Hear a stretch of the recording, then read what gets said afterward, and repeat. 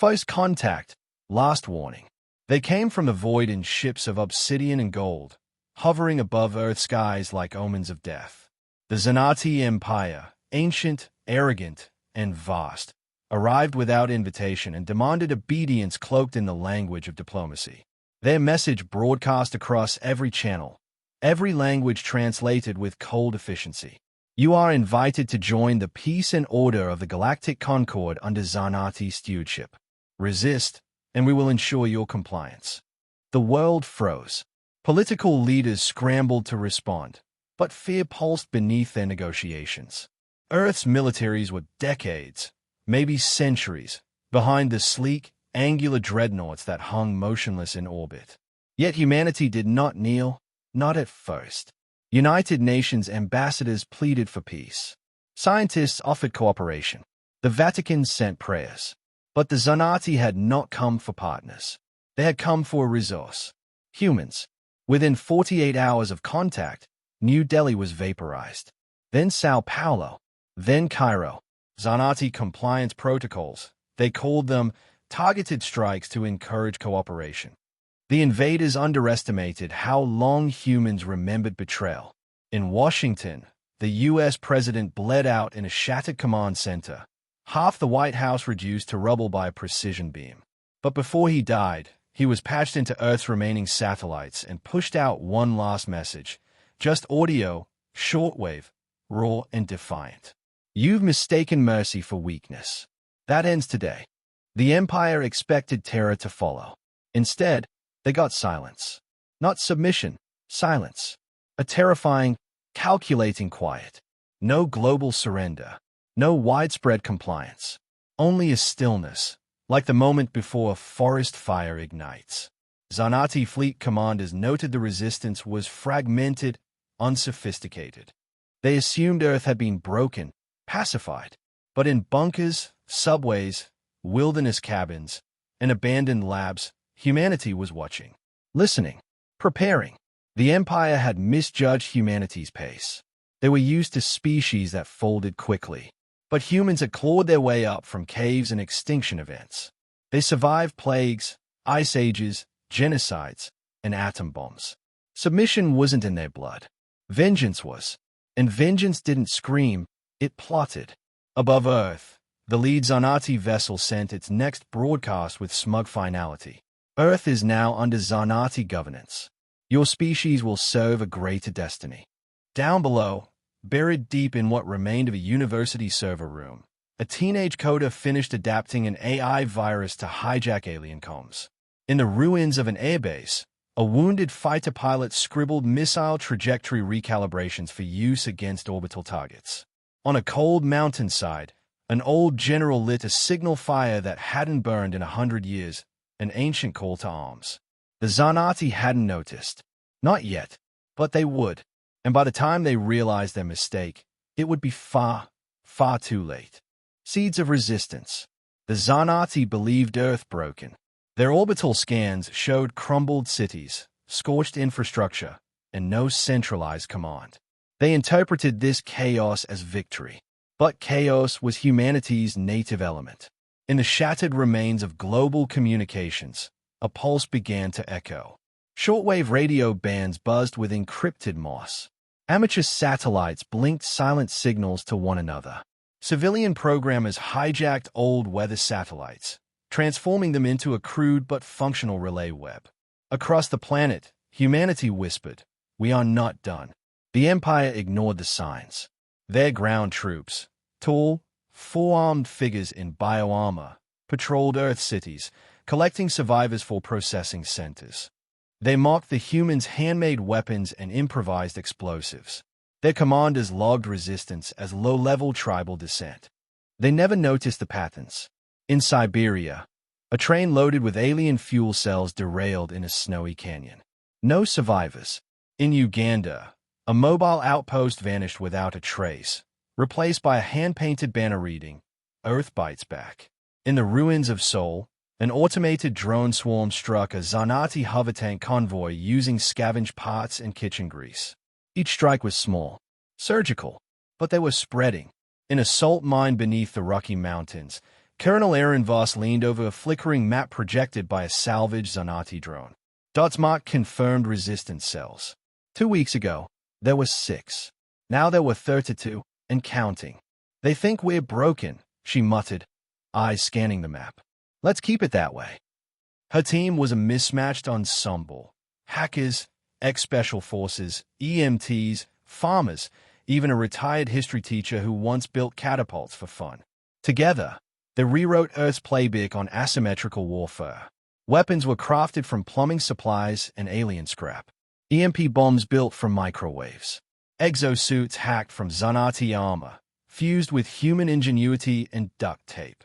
The tech gap was narrowing, not through parity, but by repurposing the enemy's own tools against them. A former NASA engineer named Raj Patel became a legend after reprogramming an alien scouting drone to drop high-yield fertilizer explosives onto a Zanati command tent in Brazil. Survivors called it Operation Scarecrow. The Empire never knew what hit them. But it wasn't just about fighting. It was about outlasting, hiding, spreading. In secret caches, resistance cells stored food, water, and data. Maps of enemy movements. Schematics of captured tech. Stories. Because morale, too, was a weapon. The Zanati had expected resistance to be loud and disorganized. Instead, it was methodical, quiet, and surgical. A virus in their system. A whisper in the dark. In orbit, Fleet Commander Vrelis of the Zanati reviewed casualty reports with annoyance. Primitive resistance, he scoffed. Insignificant. He didn't notice the missing drone feed from Sector 7, or the false data buried deep inside his supply chain routing logs, or the fact that Earth's transmission satellites were slowly being reactivated, one by one, under his nose. The seeds had been planted, and soon they'd bloom into war. Their final mistake. The sky above the Zanati capital world, Threx's prime, turned red not from sunset, but from the flames of war. Earth resistance had grown into a coalition. Dozens of liberated species, once enslaved and scattered, had united under one flag, humanity's. What began as a whisper in Earth's ruins had become a war cry heard across the stars. And now, the war had reached the Empire's doorstep. A fleet of stolen Zanati warships, their hulls scorched and scarred with human graffiti, descended on the capital. Earth's banner, a stylized phoenix wrapped in barbed wire, flew from their command ship, the Vengeance. Leading the assault, Colonel Aaron Voss. Inside the Zanati High Citadel, Emperor Virex stood motionless. He had watched his empire crumble in fragments. Planets seceded, governors betrayed him, and dreadnoughts fell to hacked navigation systems. Now, the humans had come for him. How did it come to this? He whispered. No one answered. The first explosions rocked the outer perimeter. Human strike teams breached the planetary shield with stolen codes, then dropped in like ghosts. Some rode magnetized drop sleds made from scrap metal. Others piloted makeshift fighters, stitched together from spare parts and Zanati wreckage. They moved with grim precision. The Emperor's elite guards, tall, armored warriors bred for war, were overwhelmed in close quarters. They were trained for frontline battles, not back-alley resistance tactics, and certainly not for improvised flamethrowers and plasma spears forged in Earth's ruins. Inside the throne room, the last doors blasted open with a thunderclap. Smoke rolled in. Footsteps followed. Colonel Voss stepped through, armor scorched, rifle steady. Behind her, 24 resistance fighters aimed weapons at the throne. Emperor Virex rose slowly, dignity masking his dread. You could have joined us. We offered you peace. Order. Voss didn't flinch. You offered us chains. This is madness, he said, voice cracking. You are nothing. A single primitive world. Voss stepped forward, gaze locked. And you're an empire that feared us too late. She raised her weapon. The shot echoed across the chamber. The war was over in a single pulse of light. When the smoke cleared, the resistance lowered their weapons. Outside, the streets erupted in cheers, from humans and alien allies alike. Statues of the Emperor were torn down. Slave hubs were dismantled. Broadcast declared the fall of the Zanati Empire. Humanity had not just survived. They had led a revolution. Weeks later, on a neutral world once used as a prison colony, a new galactic council was formed. Representatives of every freed species took their place. At the center sat humanity, not as conquerors, but as symbols of resistance and resolve. Colonel Voss spoke only once, her voice broadcast across 1,000 systems. We were not the strongest. We were not the fastest. But we were the last ones you should have cornered. Remember that. Because next time, we won't wait. And with that, the galaxy turned a page. The age of the Zanati was over. The age of humanity had begun. The war they couldn't win. The first sign the Zanati were losing control came quietly. Their supply drops stopped arriving on time. Their fleet assumed logistical errors. Then a cruiser vanished over the Indian Ocean. Then a weapons depot in Canada self-detonated just hours after a scheduled audit. Still, the Empire dismissed the pattern. But Earth knew better. From their hidden base in the Alps, Colonel Voss watched the slow unraveling with grim satisfaction. Human cells had infiltrated Zanati logistics using fake compliance beacons. They fed false coordinates to orbital supply ships, causing them to crash into remote forests and uninhabited deserts, where waiting hands stripped every bolt. The war had turned. In the Amazon basin, the rainforest swallowed an entire alien column.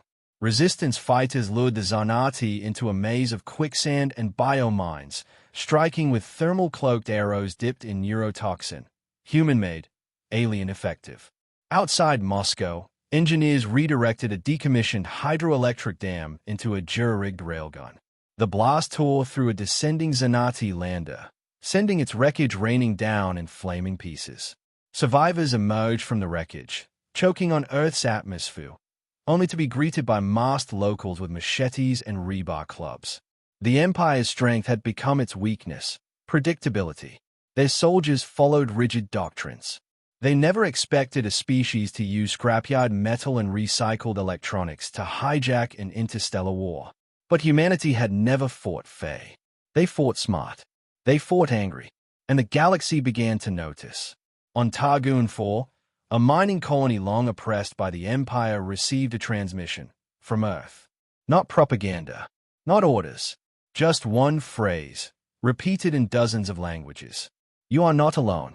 Fight. Within days, the Targuni revolted. Then the Fasari. Then the insectoid Vakal, who detonated a slave hub on the edge of Zanati space. Humanity's resistance had become a spark that lit a fire across the stars. In orbit, Fleet Commander Vrelis watched the chaos unfold with growing unease. His fleet's edge was dulling. Weapons misfired. Ships disappeared. Uprisings echoed across once loyal systems. And Earth, the primitive death world, was the cause. How? He demanded to no one. How are they doing this? He got his answer when a hacked Zanati probe broadcast an intercepted message, translated into guttural Zanati tongue. You thought we were prey, but we learned. We adapted. We endured. You made a mistake, and now we're coming for you. In that moment, Vrelis understood. The humans weren't just surviving. They were winning. Below, Colonel Voss gave the final go-ahead for Operation Backlash, Earth's first off-world strike, using a captured Zanati skiff and a small team of insurgents bound for the Empire's inner rim. The resistance was no longer scattered. It was coordinated, focused, furious. The Zanati Empire had started this war with arrogance. Now, they faced a truth no conqueror wants to learn. Humanity fights hardest when it has nothing left to lose.